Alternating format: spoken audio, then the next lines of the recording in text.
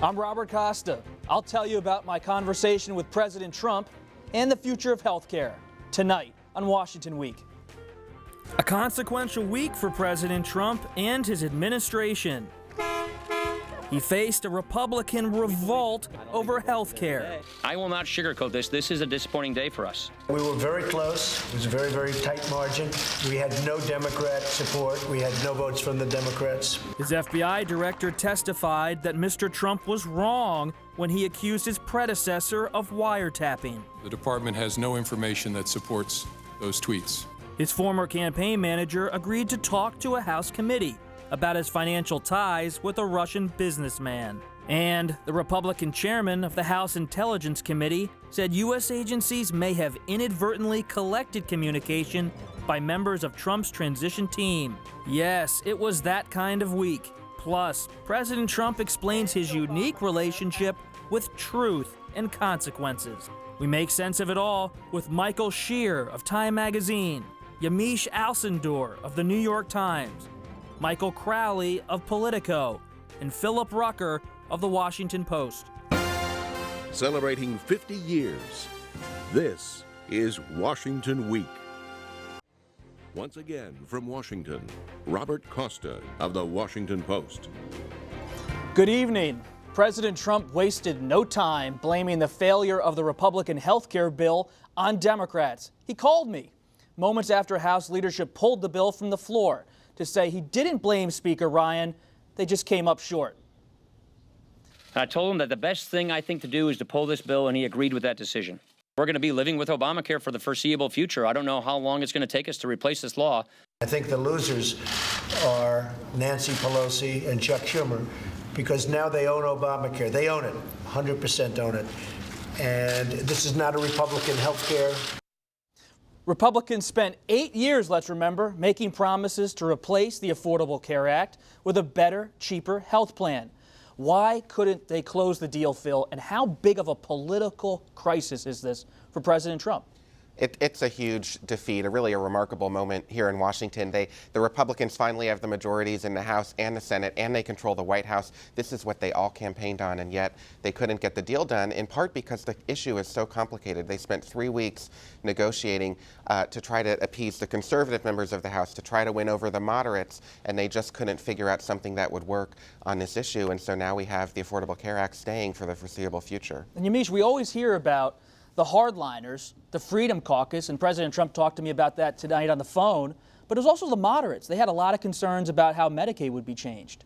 Well, part of what was really important and kind of remarkable about this today is that when they were trying to make deals with the Freedom Caucus and trying to take out things like requiring companies to cover maternity or requiring them to cover hospitalization, they were bleeding out on the other side, and their moderates were saying, no, this is what I need, this is what my constituents need. So I think that what you saw really is a convergence of this Republican Party that has never really been straight the Republican Party anymore. There were so many tweaks to this party, and now it's, I think in some ways, a group of people that have markedly different agendas. Michael Crowley, you look at Steve Bannon, the White House chief strategist. He goes to the House last night and he says the president wants a vote. He wants everybody on record, yes or no. Are you with him on his first major legislative test? And they pull the vote. What does that tell us about Bannon? Well, I think there's a great irony here, which is delicious for a lot of people who are not Bannon fans, which is this is a kind of a monster that Bannon created when he was running Breitbart, the conservative news site. He was instrumental in whipping up conservative members of the House in particular against their leadership, and saying revolt, don't take half compromises, and was played a significant hand in John Boehner's demise as House Speaker. And now the monster that he unleashed on the countryside has come back to get him. And even his own personal lobbying, trying to talk down these people that he was riling up a couple years ago, wasn't enough. So it's just one of those ironies in Washington, and one of those topsy-turvy things about the Trump presidency that is our new reality. I think we have to get beyond saying that there's Republican control in Washington. There's no coherent Republican Party in Washington. And what we discovered today is functionally there's no governing control. That when we talk about Republicans in the House, we're talking about at least two very different parties with very different priorities who are operating with no allegiance when it comes to taking votes with each other. And I think that has huge implications. This wasn't just a failure on an energy bill or a transportation bill or something like this. This is the defining issue of what Republicans have been running on for 4 elections now. This is the thing that every time Donald Trump got up on stage, he said, we're going to repeal and replace Obamacare, and the crowd went wild. Michael, you spent a lot of time talking to President Trump yourself this week, but let's unpack this moment a little bit. I mean, this is what he wanted to get through Congress. So President Trump calls me cold on the phone, and he starts immediately turning on the Democrats. He says it's the Democrats' fault. Chuck Schumer, the minority leader in the Senate, Nancy Pelosi, the House minority leader, he's blaming them. But as we got past his partisanship, he started talking about, you know what, if Obamacare, in his view, explodes, that was the word he kept using, maybe he could come back, take it off the shelf in a year, and actually craft a bipartisan bill with Democrats. And I said, would you be more comfortable with that? Because my sense is always covering President Trump that he's kind of a non-ideological Republican. And he said, well, a lot of people say I'd be better cutting a deal with the Democrats. So what does this tell us? What's next on health care, on everything? Is he going to continue to be lockstep with Speaker Ryan, or can we expect a new kind of President Trump? Phil, I want everybody on this. You could absolutely see a new kind of President Trump. I think it's going to take some time. I think he wants to get to tax reform first. He's got this big infrastructure plan. He wants $1 trillion in spending on roads and bridges. He wants to get through those other agenda items before returning to health care. But you could see him taking a different approach. And the failure this week is not for lack of trying by the president. He cast himself as the ultimate deal maker, the chess master. He was going to put all the pieces together, and he just couldn't do it. You know, I wonder if there comes a point where he just discovers, you know, with tax reform, it's not going to be much easier. I mean, what the House is proposing with tax reform, like a massive reimagining of how we do corporate taxation with unpredictable effects on currency, I mean, that's a difficult thing to get through a Congress when you have huge majorities or it's bipartisan. And I wonder if there's going to be a point really soon where he turns to his people and says, why am I losing because of these 30 people in the Freedom Caucus? Why don't I just do something else? Because he's not. So why doesn't he turn to infrastructure? He could. But you know, people have been talking about tax reform for a long time in Washington. It has a way of never getting done because it's really hard. So if that's the thing you're going to move on to for some relief, I mean, that is not an oasis in the desert. And I would also say this is a reflection of Donald Trump having not having a specific campaign platform, not being an ideological guy. There's a certain flexibility that comes with that. But also, you know, if you had a Marco Rubio or a Jeb Bush as a nominee, they would have had a much more specific health care plan. They would have had a repeal, and then this is what we're going to replace it with. At least guidelines that you start kind of funneling the political conversation into. But when you just show up, no one's expecting you to get elected, you don't have policy papers, this is what happens. It's total anarchy. And I don't think there's a lot of reason to think that it's going to work out much better on something like that. Will Democrats play ball? That's the thing that I'm literally thinking about that and thinking the Democrats that I talk to, especially the freshman House Democrats, are saying, I don't want to play ball with you, and what we really want is single payer health care, because what we've seen is one party basically go all the way to the right and say exactly what they want. And now we're saying, okay, we had Bernie Sanders, he was so successful, why don't we just lay out what we want, which is a single payer health care system? So I think that when I was listening to Donald Trump sometimes on the campaign trail and covering him, sometimes he sounded like a Democrat promising universal health care, promising all these things that the Freedom Caucus would completely not get behind. So I don't think Democrats are going to then turn around and say, well, what we're going to do is hand Donald Trump a win by supporting some form of health care that he comes up with. Let me ask you, how much do you guys believe that Speaker Ryan and Trump still have an amicable relationship? I asked the president repeatedly, do you blame Speaker Ryan? Are you frustrated? He said, I don't blame Paul. And he kept saying, I don't blame Paul. But how much does this fray the White House-congressional relationship? Michael? Well, it can't be good. I would focus on something else, which is this attempt to say the Democrats own Obamacare now. I mean, there's just something preposterous and desperate about that spin. I mean, duh, right? To say now this is Nancy Pelosi and Chuck Schumer's problem, it just seems to have it backwards. There were high expectations that this was going to get done. Republicans voted to repeal Obamacare something like 24 times, give or take, before they came into power. Their base is going to be really upset about that, and I don't think they're going to buy that line. Let's dive into the details real quick. A major concession the Trump administration gave the Freedom Caucus, the hardliners, was the elimination of 10 what they call essential health benefits that insurance companies are required to cover under the Affordable Care Act. Those include hospitalization, maternity care, prescription drugs, and mental health and substance abuse coverage. So we see the Republicans moving in this right-wing direction on health care, getting rid of these rules and these benefits So what's next on health care? Could they do something piecemeal, Michael? I think there is a coherent, intellectually honest, conservative view of how healthcare can be better. And it hasn't really come out in this debate just because of the way it's gone. But the idea is that you allow people to get insurance for exactly what they want, and you allow for very high deductibles and then tax benefits for the money you spend underneath those deductibles. And you make healthcare much more of a normal competitive marketplace. And so this is part of that theory that if you're 25 years old, you shouldn't be buying health benefits that would apply to a 65-year-old. Or more controversially, if you're a man, you shouldn't be buying health benefits for that apply to a woman or a woman for a man. It's not something I think they have sold to the American people. And I think there's a problem that the House Republicans and the conservative movement has sort of gotten all wrapped up in their own ideologies, their own ambitions, and they have not actually made the case. They've said Obamacare is terrible, we're going to get rid of Obamacare, but they haven't made the case for what this vision is they want. What is that? And what does the Republican Party look like when they're not railing against the President Obama's health care law? It's a problem. They spent 8 years being the party of no, trying to stop President Obama. Now they're the party in charge. They have to govern. It's incumbent upon them to make things happen, and they're not able to do it so far. And one of the problems with the policy issues that you just mentioned a moment ago, they're not popular with the American people. And had this bill even passed the House, it would have gone to the Senate. Even Republican senators were probably not going to support it because they represent states like Ohio or West Virginia or Florida, where people are not going to want to see those changes in their coverage. Even today, when I was talking to a Republican shortly before the bill was pulled, and I was asking him about something simple as maternity care, he was saying, well, I shouldn't have to pay for maternity care. He was a young Republican. And he said, I shouldn't have to pay for it unless my girlfriend's trying to have a kid or we're trying to have a kid. And I thought to myself, and I said to him, I said, well, what if she gets ovarian cancer? What if there's some unforeseen thing where you have to go to the OBGYN and it's related to the fact that she have to have kids? And he just paused and said, I'm not sure about that. And I thought to myself, if this is your message and this is what you want, if you can't explain it to me as a reporter, how are you going to explain it to the American people? And these are really simple things for people to understand. When you get to tax reform and other things, people might sit back and say, well, what does that really mean? When you tell women, look, I don't think that men should have to pay for what you have because you're a woman and you should pay for more health insurance, that's kind of incredibly hard to sell. When I asked the president, is there any lesson learned? He paused for a second. He said, just another day in paradise. And he was, I said, could you be a little more reflective? And that was about it. He said, talk soon. And so have we learned anything about this art of the deal? He says he's the deal maker. Can he recover?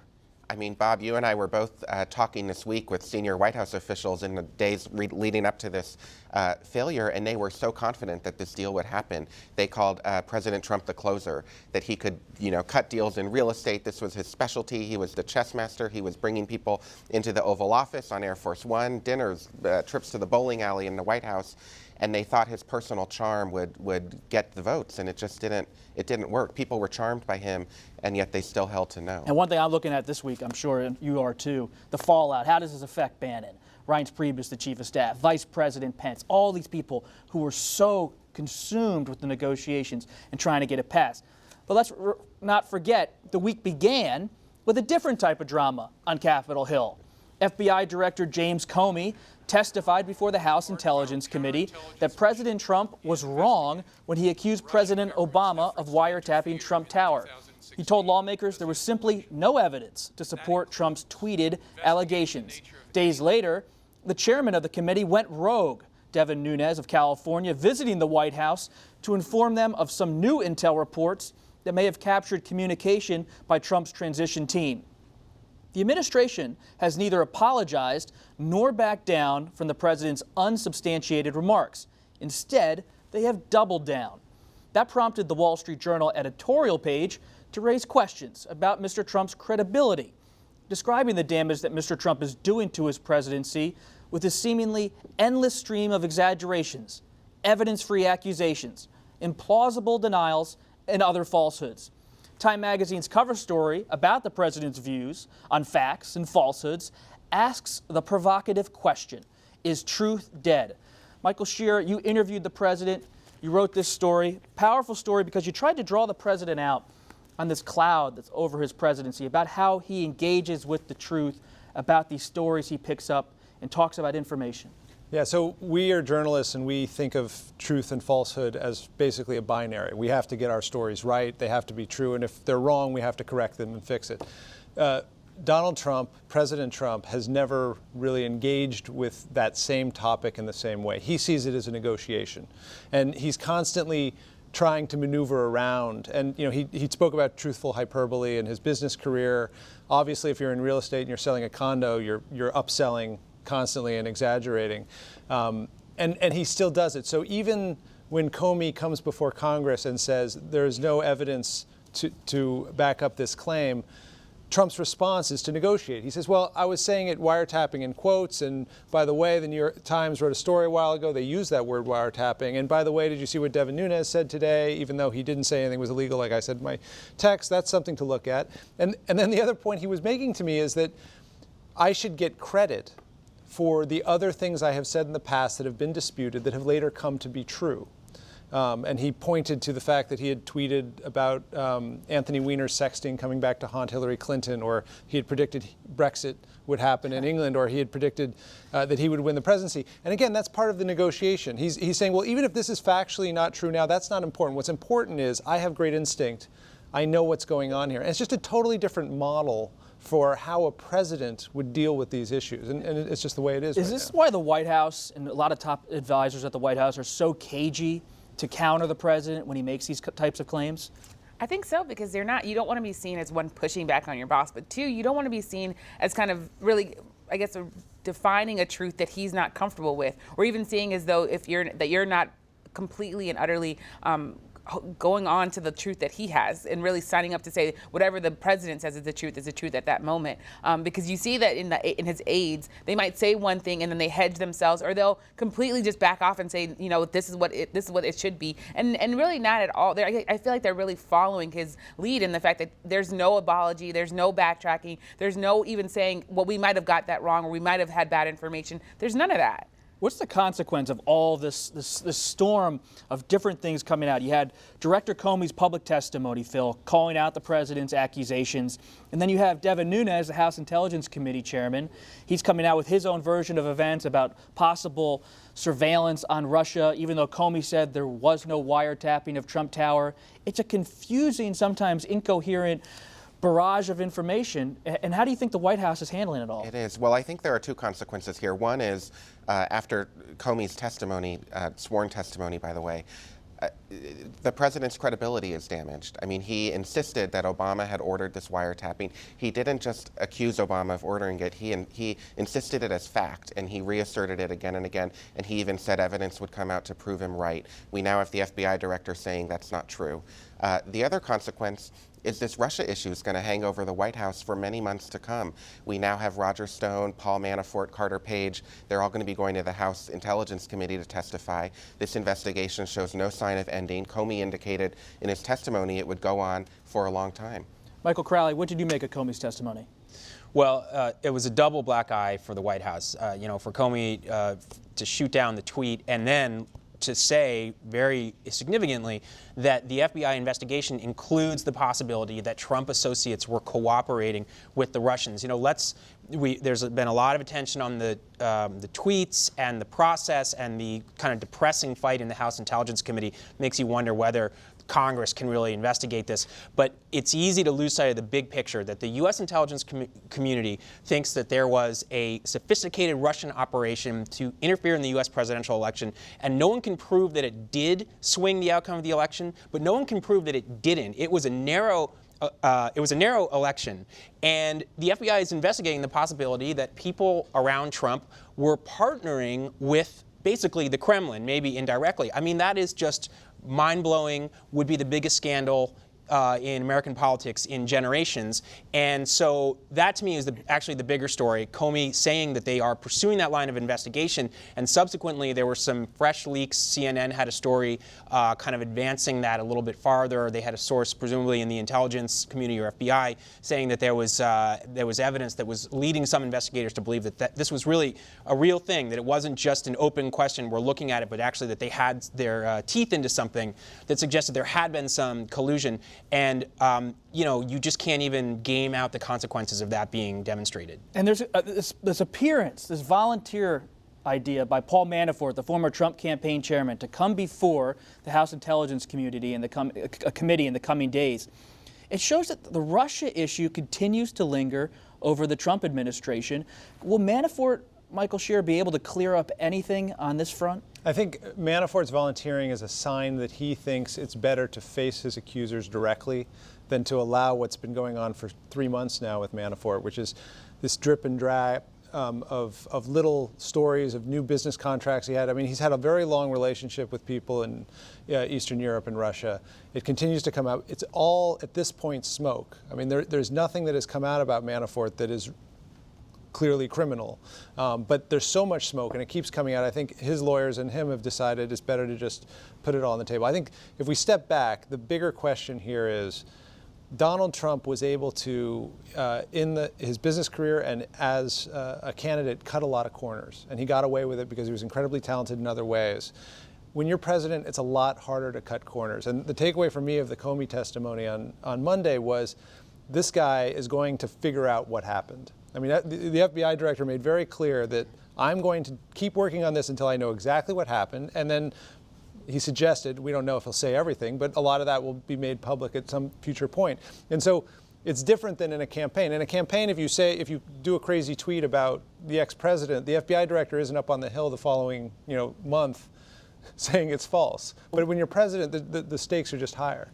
We keep wondering if the president's going to change, but you look at how he handled Truth and Consequences, defiance in his interview with Time Magazine. You look at how he's reacted to health care, defiance again, blaming the Democrats.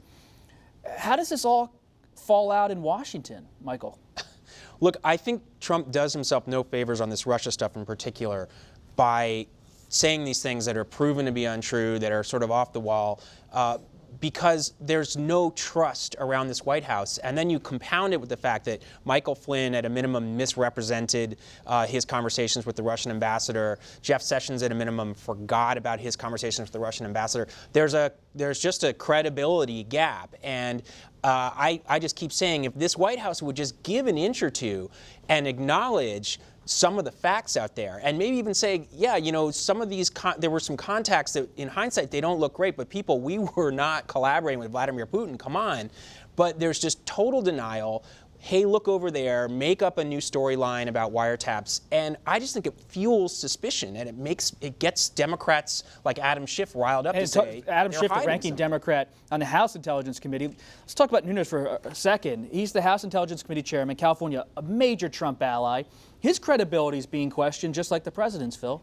It is, and you have Democrats saying that he is acting more as a Trump surrogate than as an independent sort of leader of this intelligence committee and of this investigation, and he's handling it very differently than the Republican Senator Burr from North Carolina, who's leading the Senate. Who's so quiet. Very quiet and very kind of removed above the fray. I also think, to go back to your question about this idea of what does this mean for Washington, it's one thing to have Republicans maybe look at Donald Trump and say, okay, he was an inexperienced politician. He was an amateur. He likes to tweet. It's another thing to say, can I trust this person? If he tells me something, can I actually deliver on things? Is he going to then, if I deliver this health care bill for him, is he going to turn around and give me what I need in tax reform? It cuts away not just at his credibility, but really as political capital and his ability to get things done. And ultimately, that's how he's going to be judged. And I think that's also how he's going to judge himself ultimately. Because even when he goes back and forth with this truth, Donald Trump has to understand that today was an epic fail, and it played out on all the networks that he likes to watch. And I think that's going to sit with him, and it's going to make him think hard about what the next steps are going to be.